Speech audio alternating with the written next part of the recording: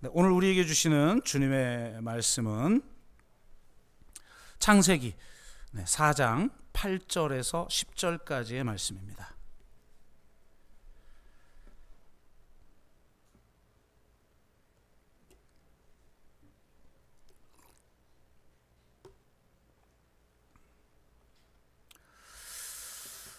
네, 다 찾으셨으면 우리 창세기 4장 8절에서 10절 말씀을 한 목소리로 읽겠습니다. 같이 읽습니다.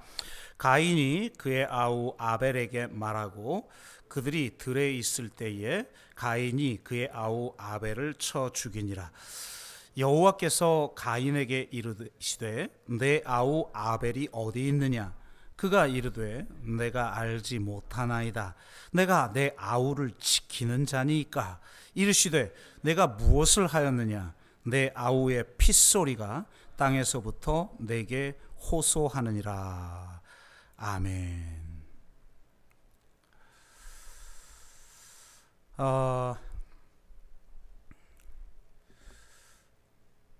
일부 예배를 한번 해보니까 너무 길어져가지고 제가 서론 부분에 이 갑질 논란에 대한 예로 이 땅콩 회항 사건을 좀 이야기하면서 이 권력의 본질이 무엇인가, 왜 폭력을 사용하게 되는가에 대한 부분을 앞에서 좀 이야기를 했는데요. 이 부분을 좀 건너뛰고 바로 본론으로 좀 들어가 보도록 하겠습니다. 여러분, 이런 가인이 아벨을 죽인 것 같은 폭력 사건, 매우 이제 창세기 원 역사는 인간에게 발생한, 인간 사회에서 또 인간에게 발생하는 어떤 사건의 그 원형을 보여주는 의미도 있잖아요. 그러니까 우리 안에 일어나는 이런 이 가인이 아벨을 죽인 것 같은 사건, 뭐 죽음이 아니더라도 죽음 같은 어떤 고통, 아픔, 혹은 배신감, 또 상처, 이런 것들을 누리게 만드는 어떤 사건들을 경험했을 때 여러분들은 그 사건을 어떻게 해석을 하시고 또 특별히 어떤 신학적 입장을 가지고 그 사건에 다가가고 계십니까? 한국 교회는 사실 이 아벨의 죽음 같은 이 억울한 죽음 앞에서도 구속론적 교리를 가지고 접근을 하곤 했습니다. 물론 한국 교회의 신학이 이런 구속 신학 이외의 신학을 갖고 있지를 않기 때문에 어떤 사건이 벌어져도 무조건 이 구속론적인 접근을 할 수밖에 없겠죠. 그것이 사실은 한국 교회의 한계이기도 합니다. 인간은 죄 용서를 받아야 하는 죄인이며 내가 받는 고통의 원인은 바로 이 죄 때문이라고 말을 하죠. 이처럼 한국 교회는 궁극적 차원의 구원 논리를 사회적 고통에 그대로 대입하는 오류를 저질러 왔습니다. 궁극적 차원에서 인간은 아담의 죄 안에 있고 그 죄를 해결해야 하지만 그 죄를 해결할 힘을 가지고 있지 못하다라고 하는 사실을 우리는 바로 알아야만 하죠.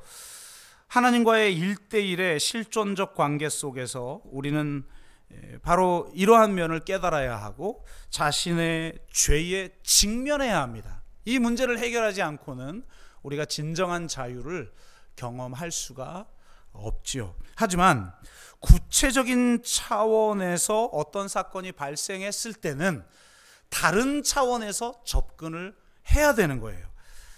구체적인 역사적, 사회적 사건 안에서 인간은 가해자나 피해자의 입장에 처하게 되죠.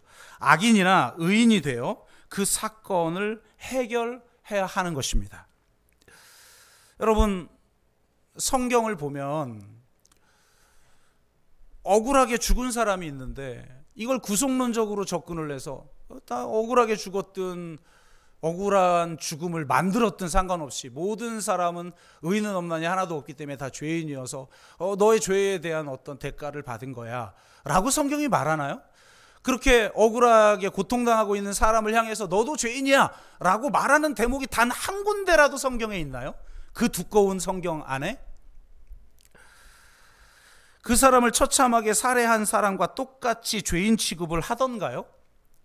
또 무죄한 자를 죽인 죄인을 우리 모두 다 죄인이라는 말로 퉁치고 넘어가면서 구체적인 죄에 대한 책임을 묻지 않는 경우를 여러분 성경에서 본 적이 있나요? 그러면 왜 성경에 한 번도 나타나지 않는 이런 상황을 항상 한국교회는 반복하고 있을까요? 궁극적 차원에서 작용해야 할 교리를 구체적인 역사적이고 사회적인 사건에 무차별적으로 적용하다 보니까 가해자에게는 값싼 용서를 남발하고 피해자의 아픔에 공감하거나 정의를 실현하는 일에는 동참하지 않을 뿐만 아니라 도리어 피해자에게 내 탓이요를 강요하고 있지 않았던가요? 과연 이것이 성경에서 말하는 방식인가요? 결코 그렇지 않습니다. 여러분 오늘 성경만 봐도 그래요. 아벨을 보십시오. 아벨이 이렇게 죽음을 당했는데 이런 죽음을 당할 만큼 죽어도 싼 그런 죄인인가? 죽어 마땅한 어떤 죄인인가? 성경이 그렇게 접근하고 있는가? 그리고 그렇게 말하고 있는가? 그렇지 않아요. 심지어는 우리 죄를 위해서 죽으신 예수님조차 아벨을 향해 그렇게 말하지 않아요. 마태복음 23장 35절 이렇게 말하죠. 그러므로 의인 아벨의 피로부터. 여러분 아벨을 의인이라고 말해요. 의인은 없나니 하나도 없다라고 하는 그런 말을 한 맥락은 다른 맥락인 거예요. 아무 때나 어떤 맥락과 상관없이 상황과 상관없이 아무 때나 누구에게나 의인은 없나니 하나도 없어 당신 죄인이야 라고 성경은 결코 말하지 않아요.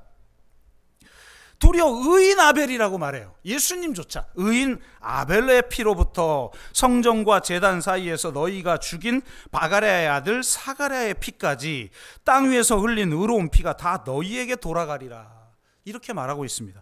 히브리서 11장 4절은 이렇게 말하죠. 믿음으로 아벨은 가인보다 더 나은 제사를 하나님께 드림으로 의로운 자라 하시는 증거를 얻었나니. 아벨을 향해 의로운 자라고 말하고 있어요. 의인은 없나니 하나도 없는 게 아니에요. 성경은 의인이라고 말하는 사람이 너무 많아요. 아벨은 하나님이 인정하신 의로운 자입니다. 가인은 바로 이렇게 무죄한 아벨을 죽인 것이며 성경은 무죄한 자의 피를 흘린 것에 대해서 단호하게 정죄하고 중범죄로 다스립니다.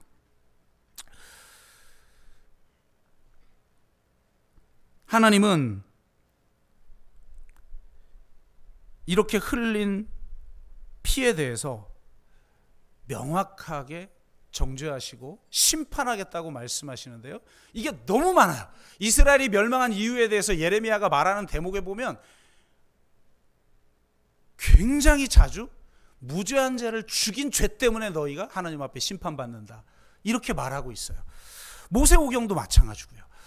너무나 많기 때문에 한 구절만 그냥 이야기하자면 출애굽기 23장 7절 거짓 일을 멀리하며 무죄한 자와 의로운 자를 죽이지 말라. 그럼 의인은 없나니 하나도 없는 게 아니죠. 하나님조차 너희들 무죄한 자와 의로운 자, 의인을 죽이면 안 된다. 나는 악인을 의롭다 하지 아니하겠노라 이렇게 말씀하고 계셔요. 하나님은 의로운 자의 고난과 무고한 자의 피를 싫어하십니다. 하나님은 정의의 하나님이시기에 그 피값을 반드시 갚으십니다. 성경은 어떤 악한 세력도 그 피를 감출 수 없을 것이며 하나님께서 반드시 보복할 것이라고 말씀하십니다. 에스겔서 24장 8절 내가 그 피를 맨 바위 위에 두고 덮이지 아니하게 함은 분노를 나타내어 보응하려 함이로라. 이사야서 26장 21절 보라 여호와께서 그의 처소에서 나오사 땅의 거민의 죄악을 벌하실 것이라. 땅이 그 위에 잦았던 피를 드러내고 그 살해당한 자를 다시는 덮지 아니하리라. 아멘.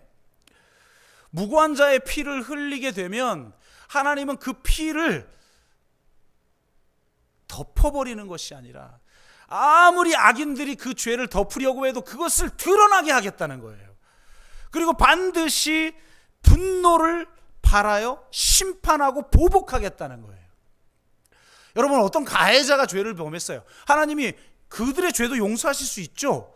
다만 그가 진정으로 하나님 앞에 회개해야 되고 자신의 그 죄를 담당하겠다고 결정해야 되는 거예요. 하나님이 용서했으니까 내가 어떤 죄를 지었어도 나는 누구에게도 사과할 필요 없다? 성경은 결코 그렇게 말하지 않아요. 그리고 하나님은 바로 이 악인의 죄에 대해서 반드시 심판하시겠다고 말하고 있어요.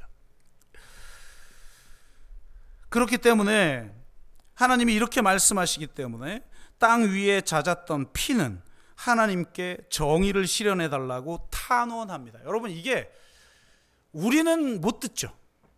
여러분은 못 듣죠. 예를 들어 억울하게 죽은 사람이 내 옆에 있지도 않는데 그 소리를 들을 수 있나요? 그리고 피가 소리를 질러요? 우리는 못 듣죠. 그런데 하나님은 들으셔요. 우리가 영이신 하나님하고 더 하나가 되면 될수록 이 소리를 들어요. 놀랍게도. 그래서 이 피는 하나님께 정의를 실현하려고 탄원해요. 하나님은 그 호소와 탄원을 들으셔요. 그래서 오늘 본문에 이렇게 말씀하시죠. 내 아우의 핏소리가 땅에서부터 내게 호소하느니라. 아멘. 이 땅에 억울하게 죽어간 자들의 그 피의 소리가 하나님께 호소한다는 거예요. 왜? 하나님은 정의의 하나님이시고 하나님은 반드시 그 피의 값을 지불하게 하시는 정의의 하나님이시기 때문에 이 땅의 피가 하나님께 탄식하며 호소하고 탄원한다는 겁니다. 아벨의 피는 하나님께 부르짖고 호소하고 탄원하죠. 하나님은 무고한 자들의 핏소리를 들으십니다. 그리고 결코 그들의 핏소리를 외면하지 않으시고 잊지 않으십니다. 아벨의 피는 소외되고 억압받는 모든 자들의 피 맺힌 절규요, 총체적인 죄악으로 인해 상처입고 무고하게 죽어간 자들의 응어리진 한이요, 하나님을 향한 호소이자 탄원인 것입니다. 하나님은 이들의 탄원을 들으시고 그것을 해결해 주시는 의로운 재판장이요 심판자이며 그들을 위해 싸우시는 용사예요. 주님도 말씀하시잖아요.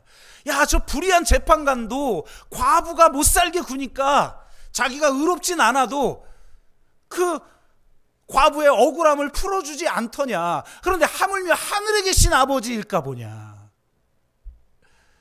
하늘에 계신 아버지가 너희의 억울함을 풀어주지 아니하시겠느냐. 이렇게 주님이 말씀하시잖아요. 그 억울함을 풀어주시려고 이 땅에 주님이 오신 거예요. 하나님은 피의 부르짖음을 들으시고 하감하셔서 의로운 일을 행하십니다. 오늘 본문 말씀처럼 의인 아벨을 죽인 가인의 죄를 분명하게 드러내시고 책임지도록 하십니다. 무슨 죄를 용서 다 하셨으니까 무슨 죄를 져도 아무 상관없이 그냥 떵떵거리고 자신이 이렇게 살아갈 수 있을까? 이 세상에선 그럴 수 있을지 몰라도 하나님 앞에서는 그럴 수 없다는 겁니다. 정말 놀라운 이야기를 지금 하고 있죠. 한국교회는 이러한 접근을 하질 못하고 있고 하나님이 가장 중요하게 여기는 창세기에서 이미 이 문제를 다루고 있는데도 한국교회는 그냥 모든 사람이 다 죄인이고 그 죄를 용서하기 위해 오셨다라는 것만 이야기하고 있다는 거예요. 그럼 분명히 그 부분은 반드시 해결해야 될 또 하나의 측면이죠. 그러나 성경에서 강조하고 있는 다른 한쪽을 한국교회는 잃어버렸다. 이걸 회복해야만, 이 두 개를 다 붙들어야만 총체적인 복음을 우리는 이해할 수 있어서 제가 이 부분에 대해서 자주 이야기를 했는데요. 오늘은 새로운 이야기가 아니라 제가 자주 이야기했던 것들을 한번 다시 정리하고 올 여름을 이제 시작했으면 좋겠습니다. 여러분, 예수님이 이 땅에 왜 오셨는가? 오늘 이 아벨을 죽인 가인 앞에서 네가 지금 죄인이라는 거예요. 아벨을 향해서 모두 다 그냥 죄인이야 이렇게 말한 게 아니에요.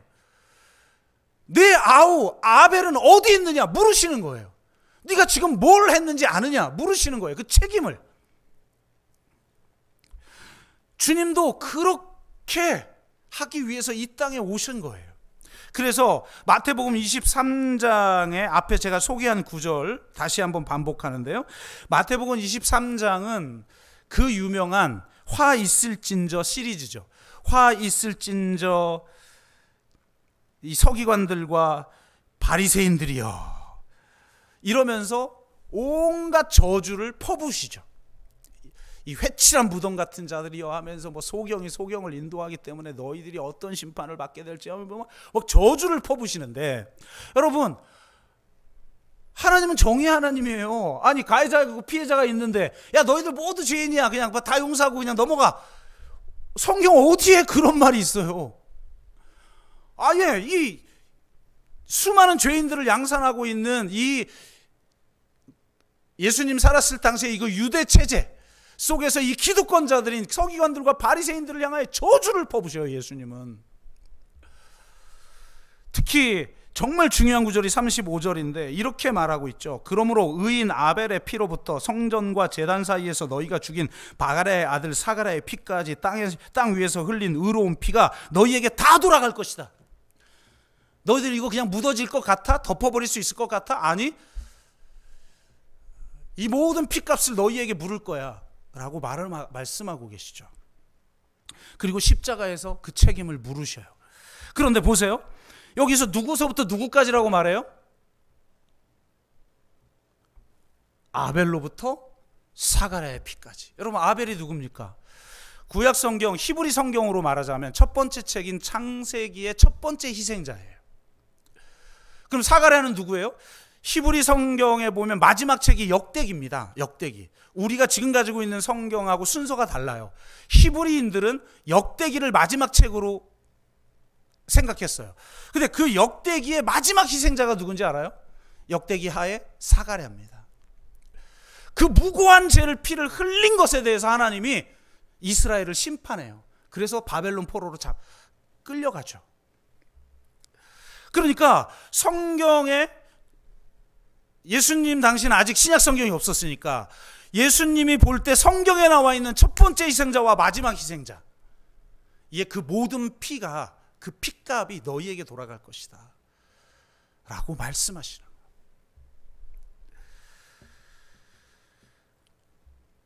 무죄한 예수 그리스도를 죽이려는 이 가해자들과 악인들에게 돌아갈 것이다, 이렇게 말씀하고 계셔요.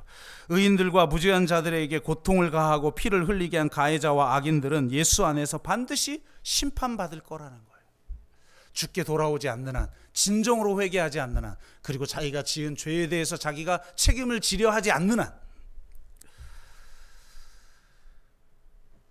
이러한 폭력과 죄는 공동체를 파괴합니다.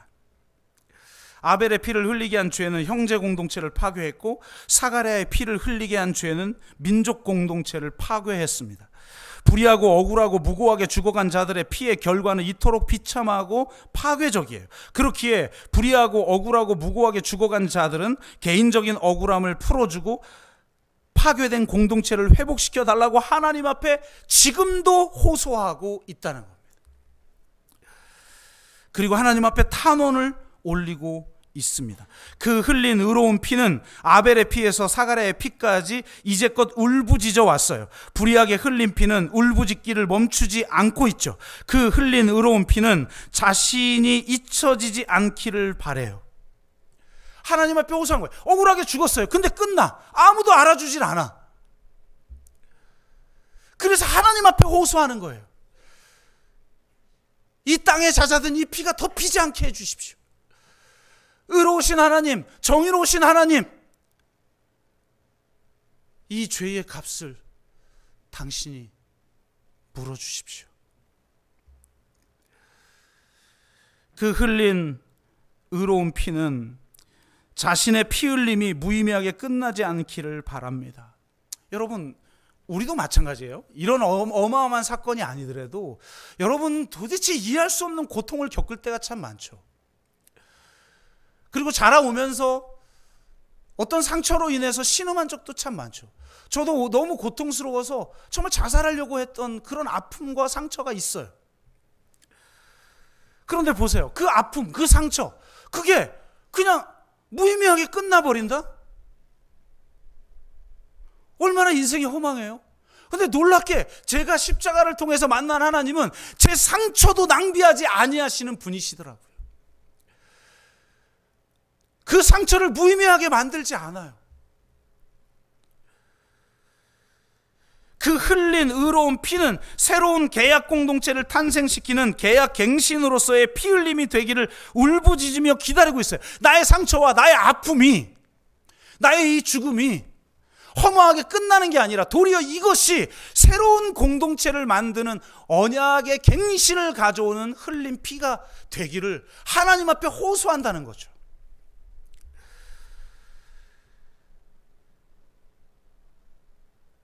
그 피는 죄갚음의 통과 의례를 요구하는 영적 부채인 거예요. 이 영적 부채가 갚아짐으로써만 공동체는 새 언약 공동체가 될 수 있는 겁니다. 그냥 덮어놓고 그냥 좋은 게 좋은 거니까 그냥 과거는 잊고 넘어가자, 이래선 새로운 공동체가 만들어질 수 없다는 거예요. 이 가해자와 피해자와의 이 문제를 분명하게 드러내서 분명하게 해결을 해줘야 된단 말이에요. 그래야 민족이 앞으로 나갈 수 있다는 거예요. 제 아내가 월요일날 북콘서트를 하는 것 중에 하나가 지금 힙 베를린이라고 하는 책인데, 읽은 이야기를 제가 잠깐 들었어요. 독일이 어떻게 통일이 될 수 있었는가. 그거는 어쩌면 막 선물처럼 우연히 막 이렇게 어떻게 보면 베를린 장벽이 무너진 거 아닙니까? 그런데 그 사건을 받아 안을 수 있었던 것은 독일이 내부에서 존재했던 그 갈등을 해결할 수 있는 능력을 갖췄었다는 거예요. 여러분, 지금 당장 통일되면 우리나라가, 여러분, 이 나라를 유지할 수 있을 것 같아요? 내부에서 이렇게 서로 싸우는데, 내부 갈등도 해결 못하는데 외부 갈등을, 남북의 갈등을 해결한다? 천만에 만만해. 지금 통일되면 큰일 납니다. 물론 내가 원하든 원하지 않든 갑자기 불현듯 찾아올 수도 있겠지만, 그러니까 진짜 이 피 흘림이라는 게 그냥 덮어진 상태에서는 결코 갈등이 해결될 수가 없는 거예요. 특히 이 피해자들의, 무고한 자들의 이 피 흘림, 이 고통, 이 탄식이 죄갚음의 통과 의례를 거쳐야만 공동체가 새로워지는 거예요. 그냥은 될 수가 없어요.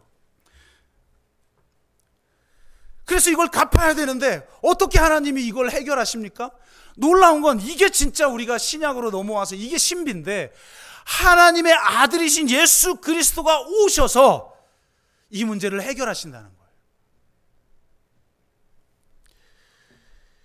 십자가는 무고한 피해자가 흘린 피의 호소와 탄원에 대한 영적 채무를 예수 그리스도가 대신 갚으심으로 피해자를 원상 회복시키시고 새로운 공동체를 세우시는 능력이에요.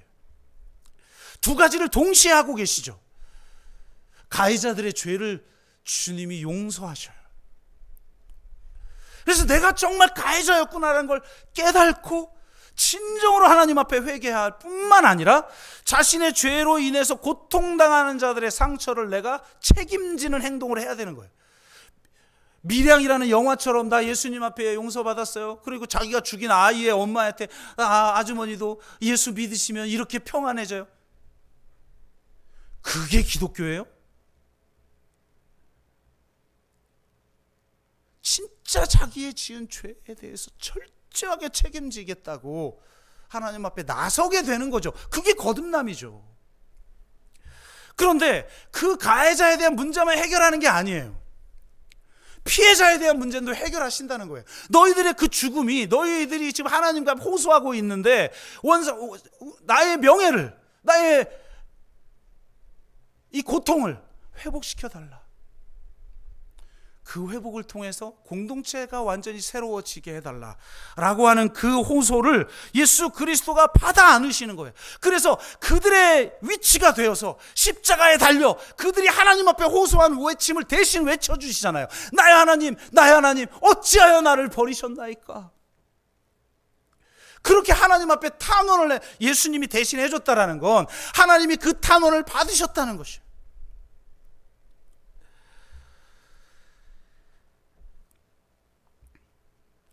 예수님도 아벨과 사가랴처럼 불의하고 억울하고 무고하게 죽으셨죠.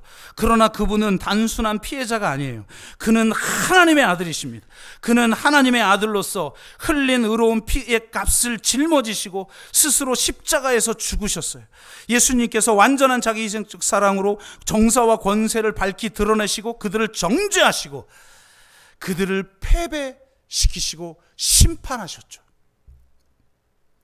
그렇게 함으로써 의인 아벨의 피로부터 성전과 제단 사이에서 죽임당한 사가랴의 피까지 땅 위에서 흘린 의로운 피의 영적 부채를 청산하셨고 그들의 억울함을 풀어주셨으며 그들을 원상 회복시키셨고 그들의 피가 잊혀지거나 무의미하게 되지 않았음을 선포하고 너희들의 피가 이 공동체를 새롭게 하였다라고 자신의 십자가로 보증을 해주시고 언약을 갱신시키셔서 새 언약의 공동체를 창조하셨습니다.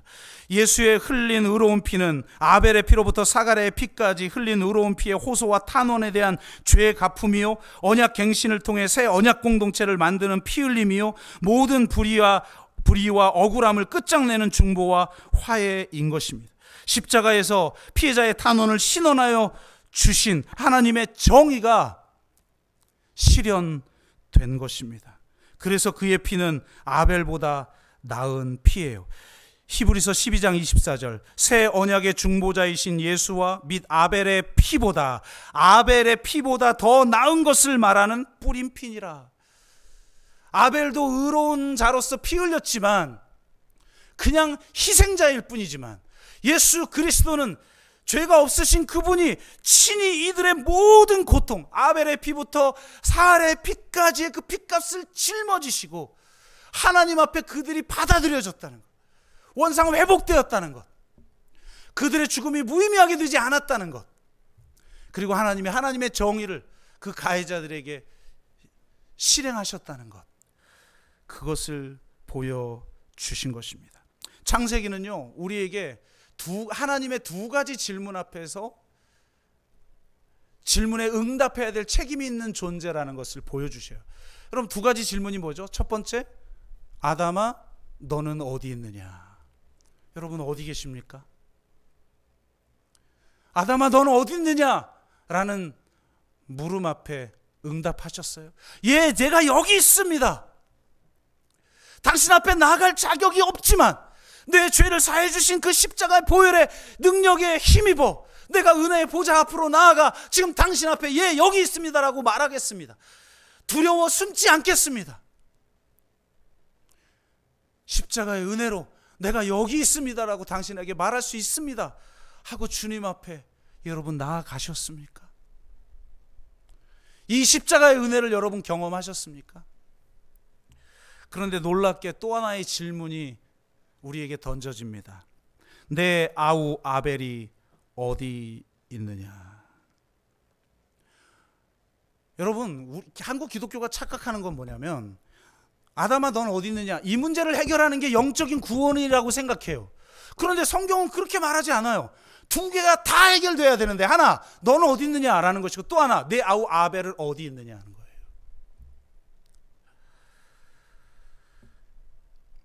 내 아우 아벨은 어디 있느냐? 이 두 가지가 분리되지 않아요. 하나님 앞에 지금 그 피의 호소를 하고 있는 자들에게 네가 책임 있게 응답하며 살아가느냐 묻고 있어요. 믿음은 구원의 문제고 삶은 그냥 이 세상에 살아가는 윤리의 문제일까요? 아니요. 삶이 꼭 구원의 문제예요. 기독교는 이 두 가지를 분리시키지 않아요. 하나님을 사랑하고 내 이웃을 내 몸같이 사랑하라는 게 분리되지 않아요. 그 두 가지가 하나예요. 마지막 심판의 때에 하나님이 뭘로 심판하셨습니까? 여러분이 예수 믿느냐고 고백하는 거? 양과 염소로 어떻게 나눠집니까? 내 아우 아벨은 어디냐라는 그 질문에 책임 있게 응답했느냐 아니냐에 따라 양과 염소로 갈라지는 거예요. 무서운 일이죠. 진짜 내 아우 아벨이 어디 있느냐? 라고 하나님은 우리에게 물으시고 계셔요. 그런데 기독교인들은 아담아 너는 어디 있느냐라는 질문에 대한 대답을 가지고 있고, 나는 구원받았고 그러니까 그냥 나는 마음대로 살고 그냥 기쁘게 살고 내 축복 누리고 살고 삶을 누리고 살고, 이 땅에 하나님께 호소하고 있는 아벨의 그 핏소리에 대해서는 외면하고, 도리어 하나님의 질문 앞에서 이렇게 우리는 답하죠. 내가 내 아우 아벨을 지키는 자니까.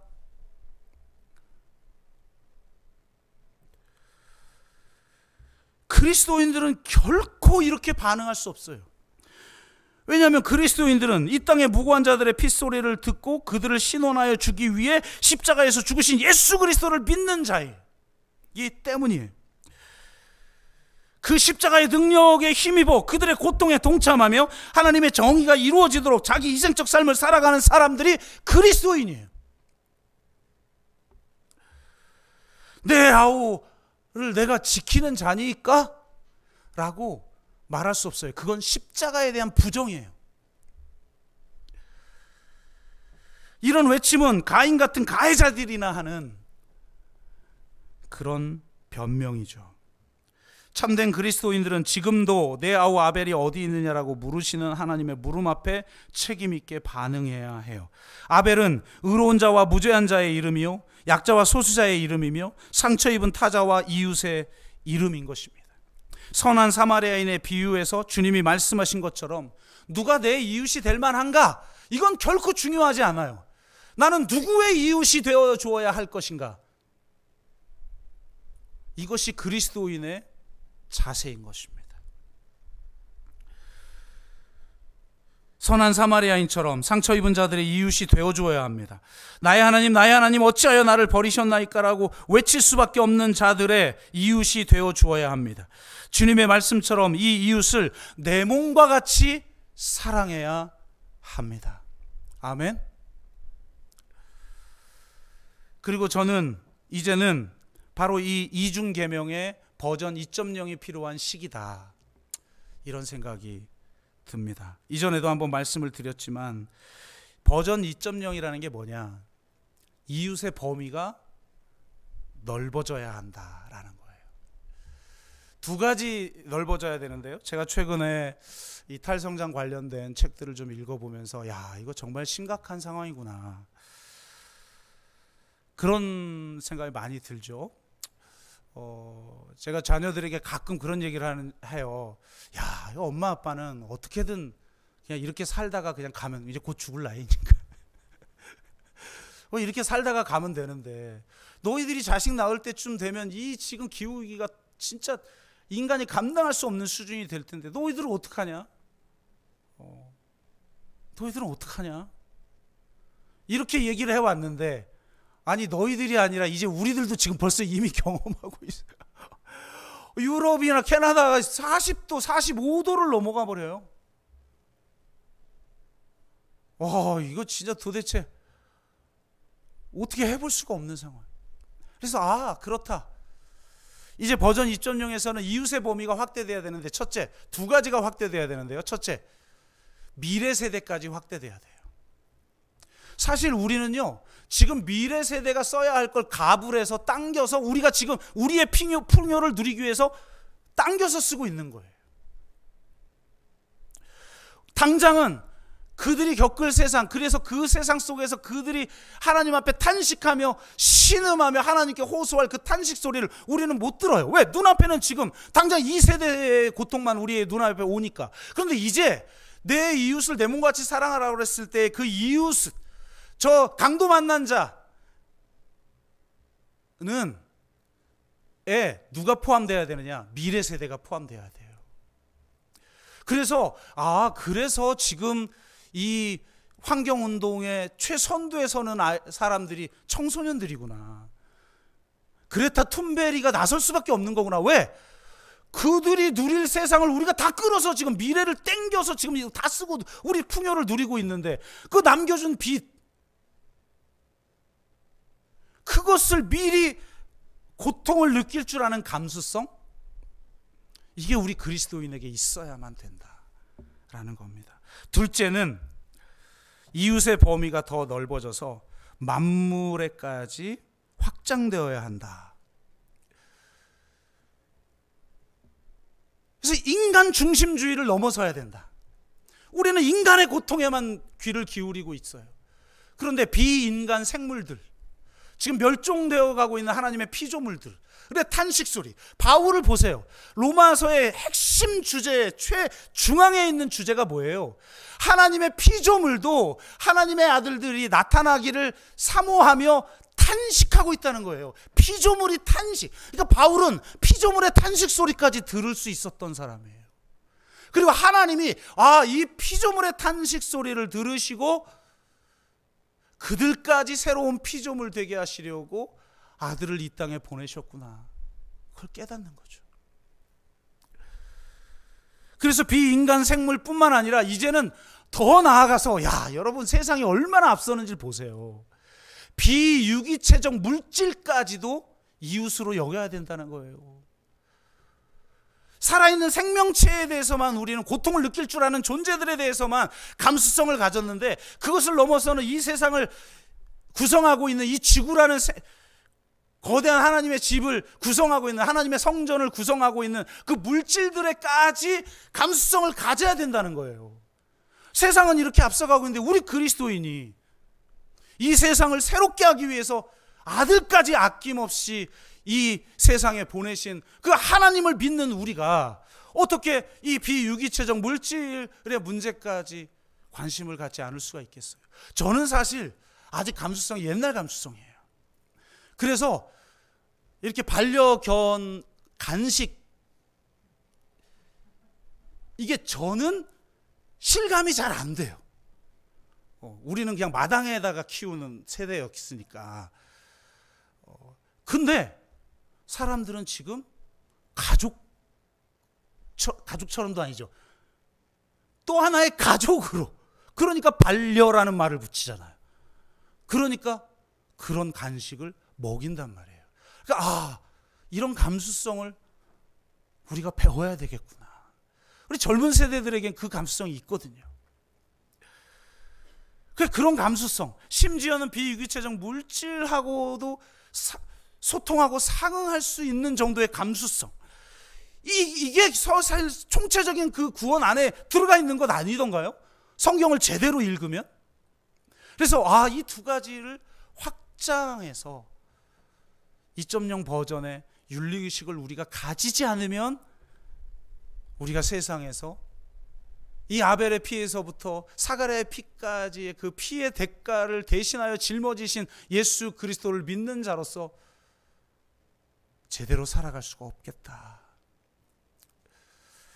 잘 안 되지만 한번 우리도 해봅시다. 그래서 저는 그 자녀들 덕분에 좀 많이 깨닫고 있어요. 더워가지고 어제 미치도록 힘들어서 에어컨을 켜려고 해도 우리 딸이, 우리가 에어컨을 켜면 이 자연은 신음소리를 어떻게, 이게 아이들의 이 윤리적인 기준하고 우리 세대하고 너무 다른 거죠. 이제는 아이들한테 배워야 돼. 이제는 아이들한테. 잘 못하더라도 물론 융통성을 가지고 적용을 해야 되지만. 또 하나는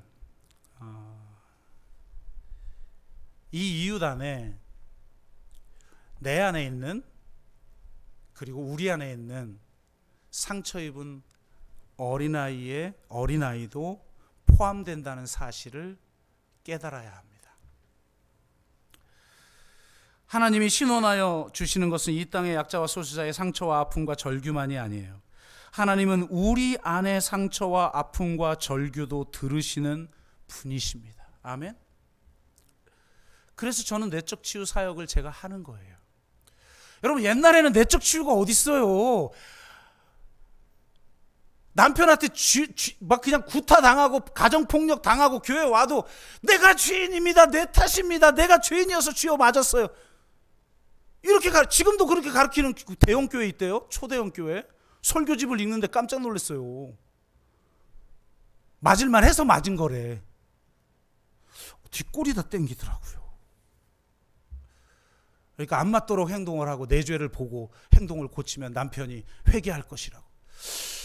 그것도 위대한 사랑이긴 하겠지만 책임을 그런 식으로 단정하는 건 문제가 있죠. 여러분, 어떤 사람을 향해서 무조건 회개하라, 너희 죄 때문에 이렇게 됐다, 주님은 그러시지 않으세요. 저 날 때부터 소경인 자가 누구의 죄 때문입니까? 라고 말할 때 주님이 뭐라고 그랬어요? 누구의 죄 때문도 아니다라고 말씀하시잖아요.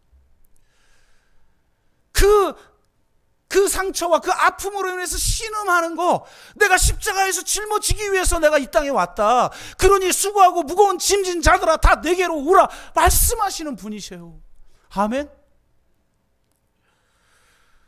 그러니 회개하라는 말만 하는 게 아니라 당신의 그 아픔, 도저히 남들이 겪지 않는 어떤 고통과 아픔을 겪고 있는데 그 이유를 우리가 알 수는 없지만 그 아픔, 그 고통 내가 안다.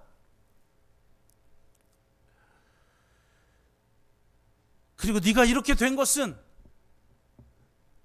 네 죄 때문이 아니야. 네 잘못이 아니야. 그렇게 우리에게 말해주시기 위해서 이 땅에 오신 게 아닐까요?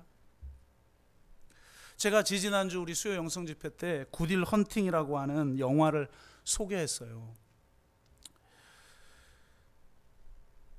가정의 수많은 상처로 인해서 왜곡된 인격을 가진 수학 천재 한 청년과 이 심리학 박사와의 관계 속에서 아이가 치유되는 과정을 그린 영화인데, 둘이 이제 라포가 형성되고 나서 마지막쯤 왜 일어나는 장면인데, 저는 그 장면을 잊을 수가 없어요. 왜 그러냐면 제가 정말 제 죄 때문에 처절하게 하나님 앞에서 회개하며 막 가슴을 찢고 막 비명을 지르면서까지 막 회개하며 기도한 후 내 죄 용서를 경험했던 은혜도 있었지만, 저는요 제가 막 너무 고통스럽고 삶이 무의미하고 너무 힘들어서 막 청소년 시절, 그 청년 시절 막 자살하려고 하고 그랬었거든요. 그런데 그 아픔을 주님이 아신다는 거예요. 제가 청담동에 살았거든요. 지금 가보니까 완전히 도시가 바뀌었어요. 그때는 좀 압구정동하고 비교가 되는 좀 못 사는 동네였거든요. 그 동네에서 청소년 시절을 보내면서 너무나도 고통스럽고 우리 집안이 힘들어서 제가 막 그 강변도로를 건너가서 내 친구들이랑 같이 막 술 먹고 막 놀고 그러기도 하고, 혼자 너무 괴로워가지고 건너서 혼자 그 강변을 외롭게 막 돌기도 하고 그랬었거든요. 근데 어느 날 제가 진짜 하나님, 내가 가장 고통스럽고 내가 가장 힘들 때 주님 그때는 왜 아무 말씀도 없으셨고 도대체 어디 계셨어요? 이렇게 막 눈물 흘리며 기도하고 있는데 하나님이 환상을 보여주셨어요. 그 강변에서 홀로 삶의 의미를 잃고 내가 저 강에 떨어져 그냥 죽어야지 이러고 있는 나의 뒤에, 내 등 뒤에서 주님이 내 등 뒤에서 나와 함께 하셨더라고요. 그래서 너의 고통을 안다. 너의 아픔을 안다. 너의 그 고통과 아픔을 내가 대신하여 십자가에서 죽었다. 그렇게 말씀해 주시는 그 주님으로 인해 제 상처가 치유되는 경험을 했기 때문에, 우리의 죄를 용서해 주시는 하나님일 뿐만 아니라 우리의 상처를 치유하시고 우리의 이 억울함에서 나오는 하나님을 향한 이 호소와 이 단언을 반드시 신원하여 주시는 정의의 하나님이심을 저는 십자가를 통해 발견한 겁니다. 그걸 알게 해주는 게 치유인 거죠. 그래서 그 정말 상처투성이어서 왜곡된 이 아이, 천재이기 때문에 이 박사도 가지고 놀아요. 금방 책 몇 권 읽으니까 박사보다 더 잘 알아, 심리학을. 그러니까 나중에 결과지를 쓰죠. 당연히 이렇게 결과지를 쓰는데 결과지를 들고 있으니까 어때? 무슨 결과 어떻게 나왔어요? 뭐 엄청난 문제야라고 나왔겠죠. 그 남자 주인공이 그러니까 로빈 윌리엄스인 이 박사 주인공이 그 검사지를 내팽개치더니 이건 그냥 쓰레기야. 그러더니 그 주인공을 바라보면서 이렇게 얘기합니다. It's not your fault. 네 잘못이 아니야. 다 알죠. 얘가 천재니까. 나도 알아요. 하고 쳐다보질 않으니까. 날 똑바로 봐. 날 똑바로 봐. 넌 사실 몰라. 머리로는 알지 몰라도 진짜 모르는 거죠. 그러니까 나를 똑바로 봐. 그러면서 It's not your fault. 내 잘못이 아니야. 네 잘못이 아니야. 안다니까요. 왜 선생님마저 저를 이렇게 괴롭히는 거예요. 그러면서 그를 밀쳐내려고 그러는데 끝까지 내 눈을 봐. It's not your fault. It's not your fault. 그러니까 거기서 완전히 무장해야 되고 그냥 그 선생님을 꼭 안고 그냥 펑펑 울어요. 그러면서 거기서 치유가 돼서 아이가 바뀌어요.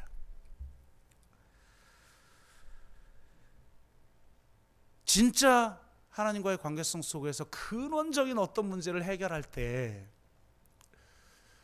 내 안에 있는 그 아담성, 그 죄성, 그걸 발견하고 주님 앞에 가져와야 할 때가 있어요. 그런데 하나님은 많은 경우 우리의 상처를 아셔요. 삶을 실패하고 죽으려고 하고 내가 못나서 그렇지 온갖 열등의식에 사로잡혔던 저에게 주님이 말씀하시는 거예요. It's not your fault. 네 잘못이 아니야. 아벨아, 네 잘못이 아니야. 사가랴야, 네 잘못이 아니야. 저는요, 간음한 여인을 향해서도 주님이 그랬을 거라고 믿어요. 수많은 사람들이 손가락질하면서 몸이나 팔고 있는 저 죄인 돌로 쳐 죽여야 되라고 할 때 It's not your fault. 나도 너를 정죄하지 않아. 그러니 다른 삶을 살거라. 그 은혜가 너무 커서 향유 옥합을 깨뜨리고 눈물을 흘리면서 자기의 머리칼로 그 발을 닦는 거예요. 우리가 그리스도에게 헌신하지 못하는 이유는 우리가 그런 은혜를 경험해보지 못한 거예요. 나의 죄를 해결하시고 나의 상처를 치유하시는 그 사랑을 우리가 경험해보지 못한 거예요. 그러니까 인색하고, 그러니까 공격적이고. 여러분, 정말 It's not your fault라고 말씀해 주시는 저 십자가에 달려서 하나님이 그렇게 말씀하고 계심을 우리에게 보여주신 주님, 정말 그 사랑을, 정말 폭포처럼 쏟아지는 이 사랑을 여러분 경험하시길 주의 이름으로 축복합니다. 한 주 동안에 실패하고 넘어지고 아파하고 무기력하고 어떻게 해야 될지 모르고 그래서 하나님 앞에 답답해서 가슴을 치며 기도한 여러분의 마음을 하나님이 아신다는 겁니다. 그러한 하나님의 은혜, 십자가의 그 은혜를 오늘도 경험하는 저와 여러분 되시기를 주의 이름으로 축복합니다. 우리 나를 지으신 주님 같이 부르시고 같이 기도하겠습니다.